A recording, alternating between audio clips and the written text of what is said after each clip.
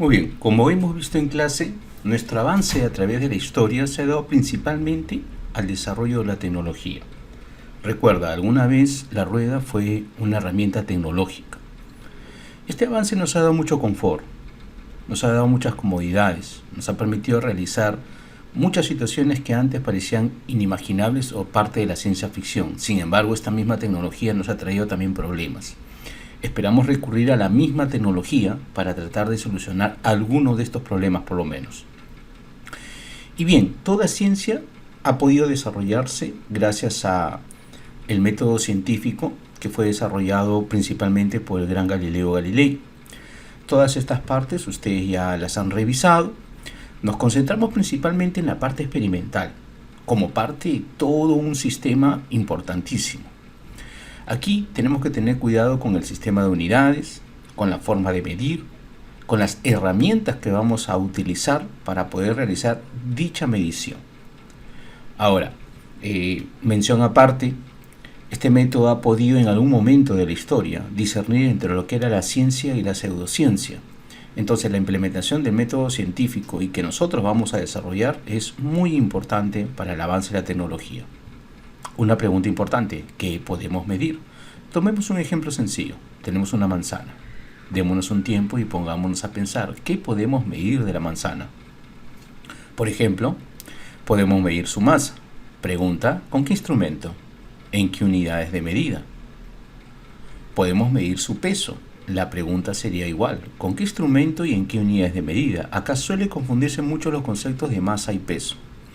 Habrá que recordar que la masa se mide en kilogramos y el peso en newtons.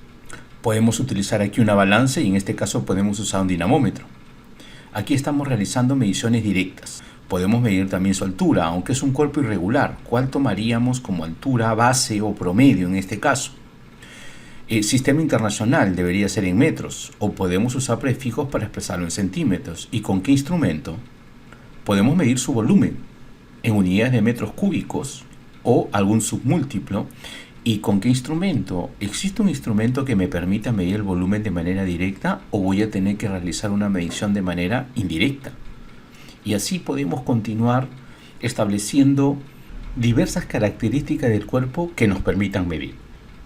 Pero una pregunta tan importante como las que nos acabamos de plantear es, ¿y qué no podemos medir? Olor, sabor, color.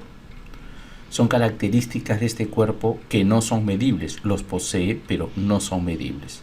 Entonces para la ciencia es peligroso trabajar con estos elementos debido a esa característica.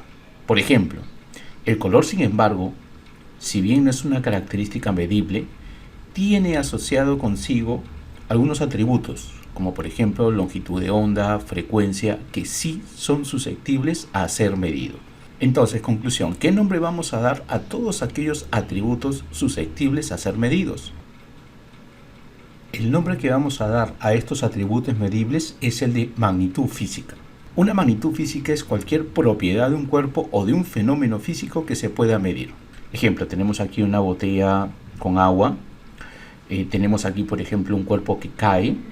Entonces tenemos aquí las características físicas de un cuerpo o de un fenómeno físico. Tenemos, por ejemplo, masa, volumen, temperatura, altura, densidad. Estoy seguro que podemos encontrar aún más características medibles. Aquí, por ejemplo, tenemos la masa, el tiempo, la altura, la velocidad, la aceleración. Todas ellas nos van a servir para poder caracterizar a un cuerpo o a un fenómeno físico. Estamos hablando entonces de las magnitudes físicas.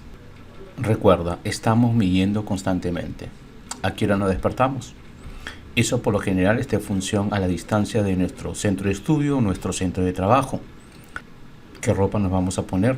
Eso depende de la temperatura a la cual nos encontremos en ese momento. Me refiero al ambiente que nos rodea. ¿Cuánto de café o cuánto de leche vamos a beber?